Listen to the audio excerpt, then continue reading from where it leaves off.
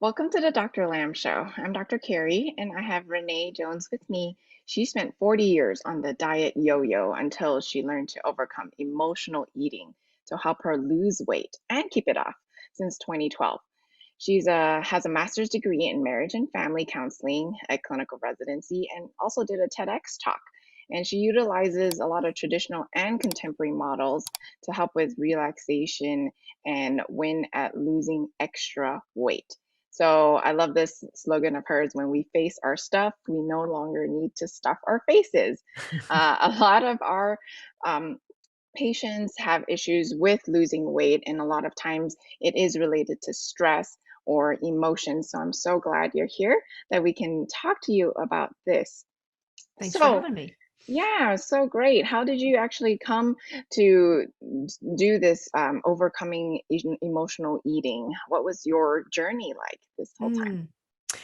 Well, my first diet was when I was 10, and we don't rag on my mother because she thought she was helping me. time? But unfortunately, she wasn't any better at it than I was. And we just sort of struggled along, for years.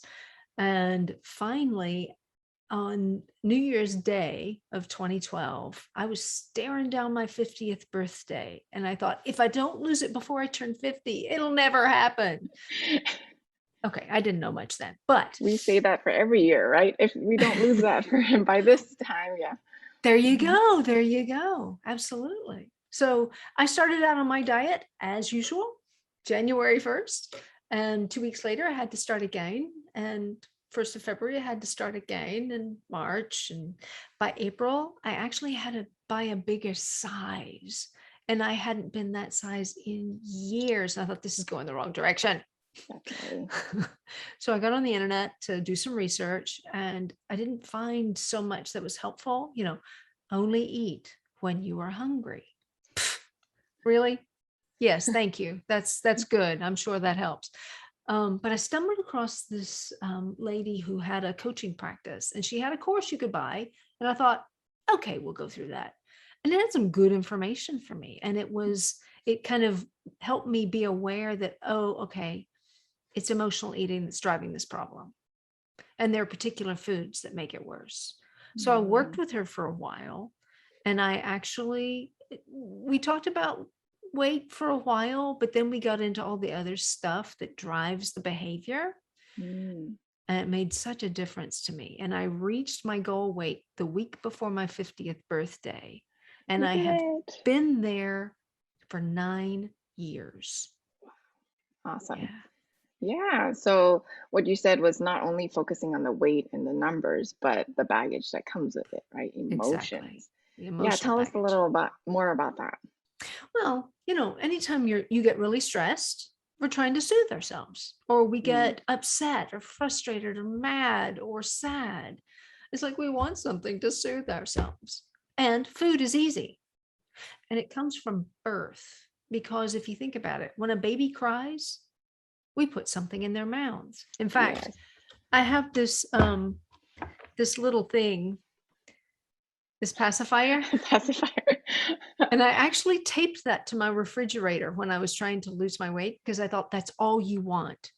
And Mm, I mean, we do it to a baby. We put a pacifier in the mouth or a bottle or the it's true. breast or whatever Yes. because it is soothing. There's something about that that is soothing. And unfortunately, we go from the pacifier to a donut or Mm, pizza or anything yes. we can put in our mouths. And it is soothing in the moment, but Yes. it's the long-term consequences of that that gets us in trouble. I love that analogy because I actually have a newborn. I have a 2 month Ah, old, so I've been using the pacifier a lot, and I was like, wow, this is where the word hangry comes from because, they cry and they're angry when they're hungry, and then you try to pacify them with something, whether, yes, like you said, the pacifier or the nipple, the breast milk, food keeps them happy. And so there's that connection with, hey, I'm angry, I get food, and then I'll be happy. So yes, it is yes. definitely from birth. That's very interesting concept. Yeah, the key for you will be transferring it from that when the child gets older Hmm. to something other than food. to keep them happy. Mm. Helping them to self-soothe will Yeah. set them up so well for their lives. Oh, that's great. That's great. Yeah. So, how do we, you said that we create the emotional eating starting from birth, and is there anything else that can, stress? You talked about stress because everyone deals with stress nowadays. We have Mhm. this neuroendometabolic stress response. That's what we talk about, where stress affects your whole body, your whole organ, your whole systems, and your hormones, your gut. How is it related to the eating, and how do we create this emotional eating from stress? Mm. We're trying to soothe. We're trying to Mm, make that emotion go away. And very often what we do is we stuff down our feelings or emotions and follow it with a food chaser. mm, So we keep putting something in our mouths. A, it gives us something to chew. B, it helps us breathe because one of the best stress busters is just a good deep belly breath, right? yeah, It because it calms us. It makes yes. us feel better. But we don't think about that's too easy. We don't want the easy thing, right? Food is easier. Let me just stuff down this Twinkie and be even Mm, better. Yeah. mm. Yeah, so But how do we manage this stress? again, the breathing and choosing something different. Okay, can I do anything about this stress right now? No, the boss is all over me. Can't do anything. Or there are too many things to do right now. Mm, So I was talking to a client about this last night. She said, I think a lot about it, but get stuck in my head. I said, so go back into your body. And that is the breathing. If you will take even 3 long, connected breaths way down into your belly, not just in your upper lobes, because that doesn't right. do it. It's No. getting the air all the way down. And, you know, one of the things that I've been told recently, you're the doctor, I'll have to defer to you, but Mm-hmm. the way we get rid of fat is primarily through the breath. It comes out Mm, on our breath. So if we're breathing deeper, longer, there are books out there that talk about if you will breathe deeply and change it from this upper chest down into those deep lobes, mm-hmm.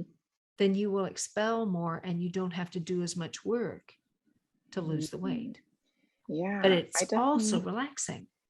yes, very relaxing. I definitely recommend all my patients to do adrenal breathing, we call it, where Ah, you lower, that diaphragm, because your diaphragm is where the vagal nerve is connected. Vagal is in charge of the parasympathetic response. And so ah, parasympathetic is the de-stressor of your body, the one where it's rest and digest, not the fight or flight that we're always fighting against, right? And mm, so mm, breathing, I is key in all recovery for, yes, for stress and emotional eating and mm, fatigue also. So yeah, mm. that's great. Um, so so everyone goes on a diet, like you said, you've tried and you tried and you tried, but why do diets fail? Like, what's the number one reason that they fail? We stop doing them and we go back to the way we ate before. Well, Mm, again, 40 years of eating the way I wanted to, and then going back to the once I hit my goal, I go back to the way I ate before, and I kept getting the same result. So mm, if we can make some actual lasting change, then it's more likely that we will maintain our weight loss. mm, I get it. I mean, there's certain foods that we just think are wonderful, and we either have to monitor those or get rid of them. And some mm, of them we just can't monitor. Sugar is instantly addictive, right? yes. And for me, it makes me mean, right? And this we only found out after I broke my addiction to it. And in Mm, fact, 2 years ago at Christmas, we were at my husband's family's house. And my sweet mother in law puts a plate in front of me that has like pie cake and cookies or something. And we'd already learned this thing about how it makes me cranky. And my husband and his sister were going on a business trip the next day. They were leaving on the 26th for this business trip. And I looked down at the plate and I looked over at him and he said, go ahead. I'm not going to be here. Because we just know not it gonna deal just, with you. yeah, exactly. Exactly. It makes me very short. not just in stature, but just very short, and it doesn't affect me well. So Mm. if I choose to have sugar, I've got to monitor myself for a couple of days. And I'm sure it's something to do with blood sugar and all of that, Yeah, we see that a lot. Yes, but I you're have to right. pay attention so I don't snap at someone who doesn't deserve it just because I'm Mm. high on sugar. Right. Yes, yes, Right. But you're finding the right. foods that affect us Hmm. and managing those, and then making sure we get plenty of the food that is good for us, Hmm. whatever program you like. I have the one that works for me, but we're all very different. So Hmm. find what works for you and do that. And Yeah. don't worry about all the people who are saying, oh, you should do this, or my aunt lost weight on that. Everybody's different. You've got to find the thing that you enjoy, you can live with, and that works for your body. My personalized approach is very important. Yeah. And you talked about sugar cravings, which we see a lot in our adrenal fatigue patients. And Mhm. the reason why is because sugar makes your body put out insulin. And insulin basically tells the body to put in the glucose into the cells and not into the blood anymore. Therefore, when you eat sugar, you have a quick spike and then you have a quick crash. And that crash is what causes you to be angry and hungry again in like in 1 or 2 hours, Mhm. and be short, like you said, just and hungry again. So Mm. those I have sugar a question crashes. for you about that. Yeah, So yes. someone told me that, and I love this idea. If it's not true, I'm going to be sad. But someone told me that when there is glucose, insulin going through your blood, it does close the cells. It's almost like a sentry around the cells. So Mhm. nothing, things can go in, but nothing can go out. Is that true? Mm. Well, insulin specifically, the way it works is that it brings glucose into the cells. So it doesn't bring the glucose out. Therefore, if you bring glucose into the cells, nothing is usable in the blood. And therefore, so that's why you feel the sugar crash after. First, the sugar comes out, and then the body's like, oh, I need to produce insulin to bring the glucose into the cells. But then when you bring it in too fast, then you feel hungry again Mm. really quickly. Well, the And idea it does. was that the fat cells can't release when there's insulin flowing around because Mm-hmm. everything's going in. So you can't release fat. Yes, yes. Good. Because that made it was like, oh, that's why you want to make sure that you allow your body to rest between meals rather than having snacks. Because when Hmm. you've got that insulin running around, you can't let go of fat. Right. And it's not only just the insulin, but the insulin receptors, right? When Mm. you have more fat, then you have more insulin receptors that are resistant. Basically, they become resistant, and therefore they don't allow the glucose. They see the glucose or they see the insulin, and they want to produce more insulin, or they want to produce more glucose. They're not going to be putting it into the cell anymore. And so therefore you get diabetes because the glucose stays in your blood. Mm. Right? So it stops. It's overfilling the cells already, and it's resistant. So therefore, you have a lot more glucose in your blood. And so that's down the line if you don't listen to your body's warnings about these sugar cravings, right? Mm. Yeah. So therefore, again, coming back to the mind body is that you have to be aware that that's what Mm. you're saying, right? You have to be aware of what your body is telling you.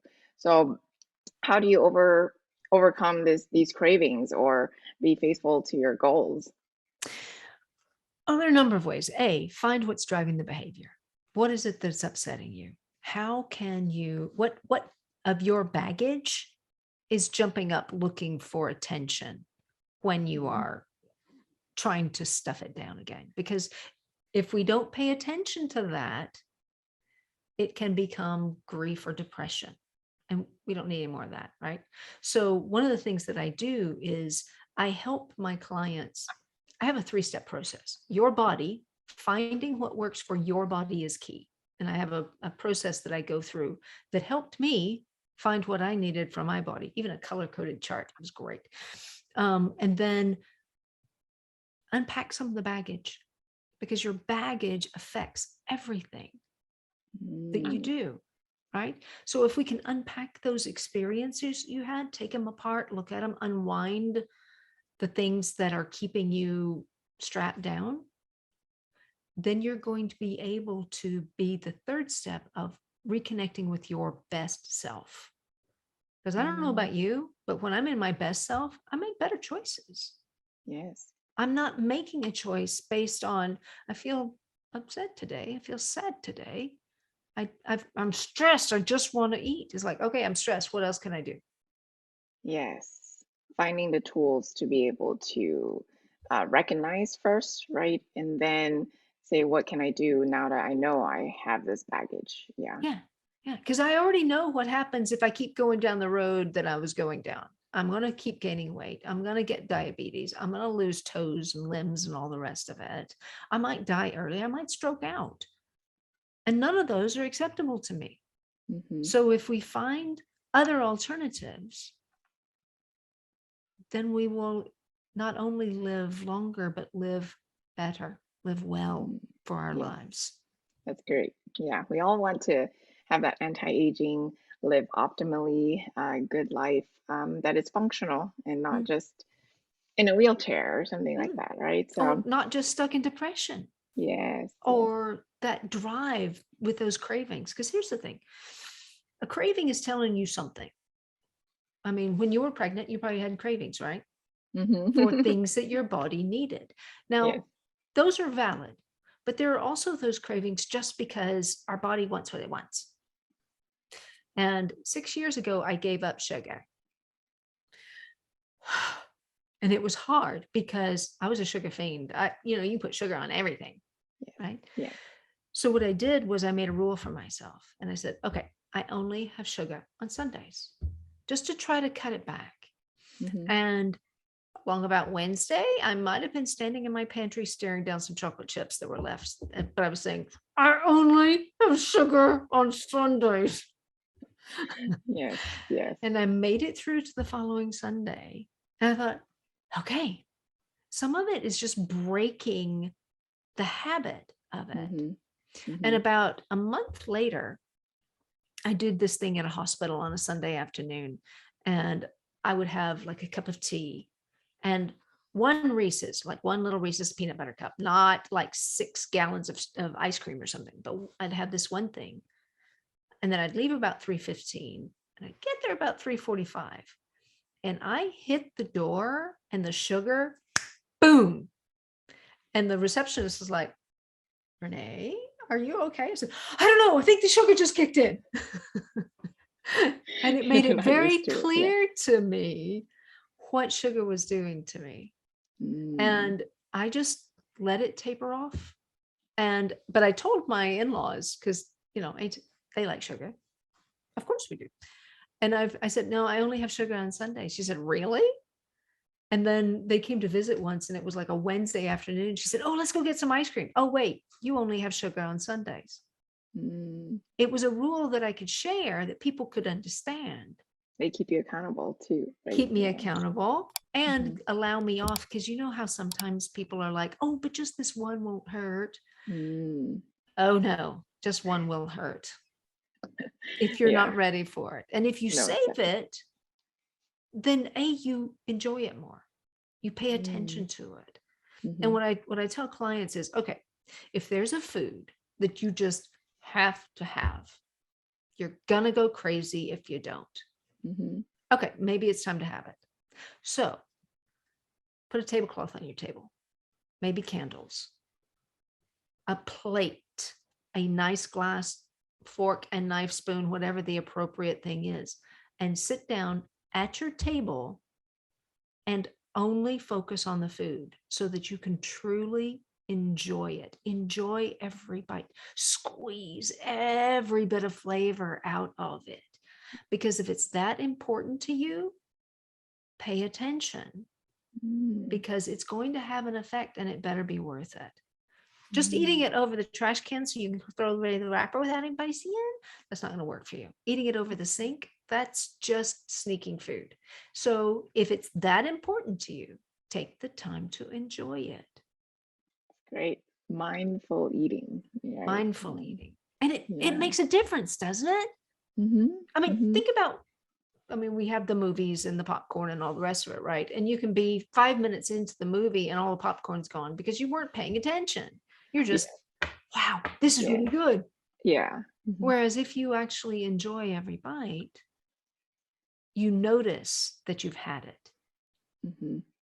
right? Oprah used to tell this story about going to France, and she bought two croissants because she knew she would eat the first one whole and she wanted to enjoy the second one. It's like, well, what if you just kind of enjoyed the first First one. one? Yes. See what Yes. happens. You don't overeat either. Exactly. And we do tend to overeat a lot when we're eating on autopilot. Yes. Hmm. But if you're going to eat on autopilot or swallow something whole, you may as well be eating celery because you'll enjoy it just as much. Yeah, hopefully we can change our taste buds like that. But definitely, I think that's great in giving a tool for saying there's boundaries for when you have those cravings, and also a mindfulness when you are eating just makes you really appreciate, right? Yeah. Because like you said, sugar or whatever it is, for some people it may be cheese, some people it could be bread Bread. or noodles. Mhm. These comfort foods, they have this dopamine pathway in your brain, and your gut is very, very closely related to your brain. We have this gut brain axis. And so when I have a craving, I say, "Oh, that's my microbiome talking," because we have this microbiome, which is all this gut bacteria in us that has more DNA than even our own cells, and so I say that they actually are determining my food cravings, and Ah, so you're whatever you eat, you're feeding the gut bacteria. So if you keep feeding it something like sugar, then they're going to continue to want the sugar, right? And you have that. The gut microbiome actually produces a lot of the byproducts to neurotransmitters. Okay, neurotransmitters are the ones that help communicate between your cells. mm, They determine your mood mm, and your depression, anxiety. A lot of it can be connected to your gut, your cravings, your addictions, and so in order to mitigate that, it's to feed your gut bacteria the right things and not the wrong things, like not feeding that craving and not giving it into it, especially if mm, it's sugar or mm, processed foods, right? There's mm, always good foods that you can overcome with. But it does take time because you have to mm, train, just like you have to train yourself, you have to train your microbiome to get mm, used to this type of food, right? mm. Yeah. Um, And our right. food manufacturers have gotten really wise with the bliss point. Hmm. So that perfect combination of sugar, fat, and salt.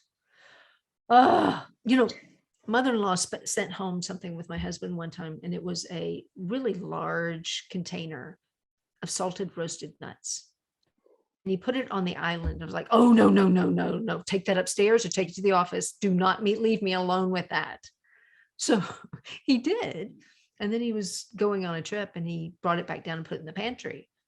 I was like, no, no, what am I going to do? Because he was gone, right? So I went and put it in his sock drawer because Nice. I wouldn't be in the sock drawer. So out of sight, out of mind kind of thing, Yes, yes. because it's the perfect combination for me and you just cannot get enough. And Hmm. heavens above, don't make it honey roasted.